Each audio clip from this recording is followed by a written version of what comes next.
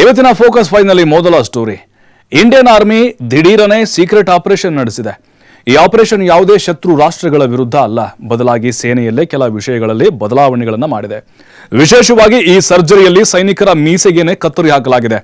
ಅಷ್ಟೇ ಅಲ್ಲ, ಬ್ರಿಟಿಷರ ಕಾಲದಿಂದಲೂ ಜಾರಿಯಲ್ಲಿದ್ದ ಕೆಲ ಅನಿಷ್ಟ ಪದ್ಧತಿಯನ್ನು ತೆಗೆದುಹಾಕಲಾಗಿದೆ. ಅಷ್ಟಕ್ಕೂ ಈಗ ಜಾರಿಯಾಗಿರುವಂತಹ ಹೊಸ ನಿಯಮ ಏನೇನು ಮತ್ತು ಯಾವ ಕಾರಣಕ್ಕೆ ಈ ಹೊಸ ನಿಯಮ ಜಾರಿ ಮಾಡಲಾಗಿದೆ? ಮೀಸೆಗೆ ಕತ್ತರಿ, ಸಮವಸ್ತ್ರಕ್ಕೆ ಸರ್ಜರಿ. ಭಾರತೀಯ ಸೇನೆಯಲ್ಲಿ ಆಪರೇಷನ್. ಸೈನಿಕನೆಂದರೆ ಕೇವಲ ಸಮವಸ್ತ್ರಧಾರಿಯಲ್ಲ, ಅವನು ಈ ದೇಶದ ಅಸ್ಮಿತೆ, ಶೌರ್ಯದ ಜೀವಂತ ಪ್ರತಿಮೆ. ಅವನ ಆ ಎದೆಯ ಮೇಲೆ ಬೀಳುವ ಸೂರ್ಯನ ಪ್ರತಿಕಿರಣವು ಧೈರ್ಯದ ಸಾಕ್ಷಿ. ನಿಂತ್ರೆ ಗಟ್ಟಿ ಮರದಂತೆ ಸ್ಥಿರ, ನಡೆದ್ರೆ ಗುಡುಗಿನಂತೆ ಆರ್ಭಟ, ಕಣ್ಣುಗಳಲ್ಲಿ ಬೆಂಕಿಯ ಕಿಡಿಯಂತೆ ಶತ್ರುಗಳ ಎದೆಗುಂದಿಸುವ ಶಕ್ತಿ ಅವನಲ್ಲಿದೆ. ಹಸಿರು ಬಣ್ಣದ ಆ ಸಮವಸ್ತ್ರ, ತಲೆಯ ಮೇಲಿನ ಬೆರೆ ಟೋಪಿ, ಕಾಲಿನ ಬೂಟಿನ ಸದ್ದು, ಇವೆಲ್ಲವೂ ಸೈನಿಕನ ಗತ್ತನ್ನ ಜಗತ್ತಿಗೆ ಸಾರುತ್ತವೆ. ಅವನ ಶಿಸ್ತು ಮತ್ತು ರೂಪವೇ ಭಾರತೀಯ ಸೇನೆಯ ಅಖಂಡ ಹೆಮ್ಮೆ. ಈಗ ಇದೇ ಹೆಮ್ಮೆಯ ಸೇನೆಯಲ್ಲಿ ಒಂದು ದೊಡ್ಡ ಮೇಜರ್ ಸರ್ಜರಿ ನಡೆದಿದೆ. ದಶಕಗಳಿಂದ ನಡೆದು ಬಂದಿದ್ದ ಬ್ರಿಟಿಷ್ ಕಾಲದ ಕೆಲವು ಸಂಪ್ರದಾಯಗಳಿಗೆ ಭಾರತೀಯ ಸೇನೆ ತಿಲಾಂಜಲಿ ಇಟ್ಟಿದೆ. ಆರ್ಮಿ ಯೂನಿಫಾರ್ಮ್ಸ್ 2026 ಅಡಿಯಲ್ಲಿ 174 ಪುಟಗಳ ಮಾರ್ಗಸೂಚಿಯನ್ನ ಬಿಡುಗಡೆ ಮಾಡಿ ಇದರಲ್ಲಿ ಸೈನಿಕರ ರೂಪ ಮತ್ತು ಶಿಸ್ತಿನ ಚಿತ್ರಣವನ್ನೇ ಬದಲಿಸಲಾಗಿದೆ. ಇದರಲ್ಲಿ ಮುಖ್ಯವಾದ ವಿಚಾರ ಅಂದ್ರೆ ಸೈನಿಕರ 12 ಇಂಚಿನ ಮೀಸೆಗೇನೆ ಕತ್ತರಿ ಹಾಕಿದೆ. ಒಂದಾನೊಂದು ಕಾಲದಲ್ಲಿ ದಪ್ಪ ಮೀಸೆ ಸೈನಿಕನ ಗತ್ತಿನ ಸಂಕೇತ ಎಂದು ಹೇಳಲಾಗ್ತಿತ್ತು. ಆದ್ರೆ ಈಗ ಮೀಸೆ ಕೂಡ ಅಚ್ಚುಕಟ್ಟಾಗಿ ಟ್ರಿಮ್ ಆಗಿರಬೇಕು ಎಂಬ ಸಂದೇಶವನ್ನ ಹೊಸ ನಿಯಮಗಳು ನೀಡುತ್ತಿವೆ. ಅಷ್ಟೇ ಅಲ್ಲ, ಹೇರ್ ಕಟ್ನಲ್ಲೂ ಶಿಸ್ತಿಗೆ ಮೊದಲ ಆದ್ಯತೆ ನೀಡಲಾಗಿದೆ.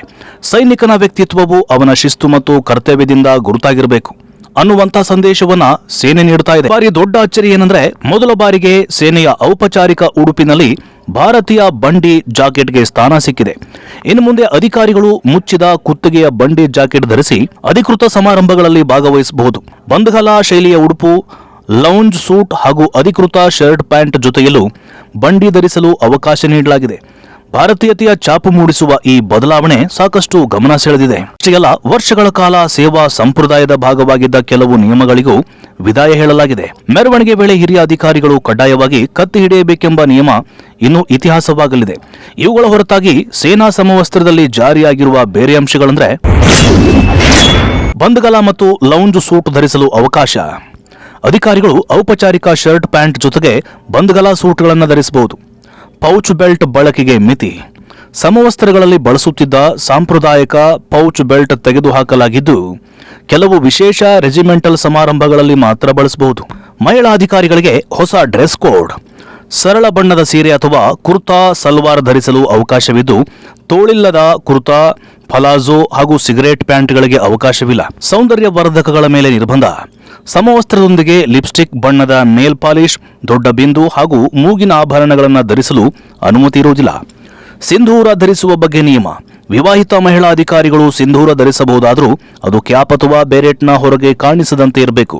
ಒಟ್ನಲ್ಲಿ ಇದು ಕೇವಲ ಯೂನಿಫಾರ್ಮ್ ಬದಲಾವಣೆಯಲ್ಲ, ಭಾರತೀಯ ಸೇನೆ ತನ್ನ ಐತಿಹಾಸಿಕ ಸಂಪ್ರದಾಯವನ್ನ ಉಳಿಸಿಕೊಂಡೇ ಹೊಸ ಭಾರತದ ಗುರುತಿನತ್ತ ಹೆಜ್ಜೆ ಇಡುತ್ತಿರುವಂತಹ ಮಹತ್ವದ ಘಟ್ಟ. ಬ್ರಿಟಿಷ್ ಛಾಪಿನಿಂದ ಭಾರತೀಯ ಸ್ಪರ್ಶದತ್ತ ಸಾಗುತ್ತಿರುವ ಈ ಬದಲಾವಣೆ